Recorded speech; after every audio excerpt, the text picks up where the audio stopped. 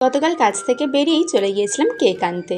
আসলে এই প্ল্যানটা 1 ঘন্টার মধ্যে নিজেই সেট করে ফেলেছিলাম। তার কারণ হলো, যেহেতু আমার মা ওয়ার্কিং ওম্যান আর তার ওপর মেডিকেল লাইনে রয়েছে, তাই কখন কোথায় থাকবে বলা মুশকিল।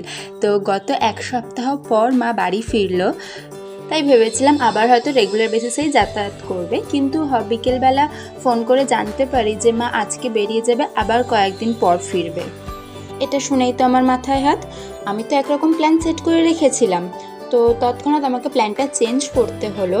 তাই আমার ক্রাইম পার্টনার ভাইয়ের সাথে ডিসকাস করে এটাই ঠিক করলাম যে অ্যাটলিস্ট 12টার পর কেক কেটে সেলিব্রেশনটা তো করি আপাতত আমাদের মধ্যে ছোট্ট করে, তারপর দেখা যাবে কি হবে না হবে, কি করা যায়। তো সেই মতোই রাতে খাওয়া দাওয়ার পর আমি আর ভাই চুপি চুপি আমাদের কাজ সারতে শুরু করে দিয়েছিলাম। প্ল্যানটা যেহেতু অনেক তাড়াহুড়োতে করেছিলাম, তাই ডেকোরেশন করার মতো কোনো রকম সুযোগ পাইনি। আর মাও যেহেতু ঘরেই ছিল, তাই ভাইয়ের বার্থডের কিছু বেলুন ছিল, সেগুলো দিয়ে একদম সাধারণভাবেই রাত্রিবেলা অ্যারেঞ্জ করেছিলাম। সাথে মাকে তুলে কেক কাটাচ্ছিলাম তো ঠিকই, কিন্তু দেখো মায়ের চোখ মুখের অবস্থা দেখে মনে হচ্ছিল মা তখন এটাই ভাবছিল যে ছেড়ে দে মা, কেঁদে বাঁচি। স্বাভাবিক, 1 সপ্তাহ টানা রাত দিন জেগে কাজ করাটা কিন্তু কোনো সাধারণ ব্যাপার নয়। কিন্তু কি করব বলো, রাত দিন জেগে কষ্ট তো মা আমাদের জন্যই করছে, তাই না?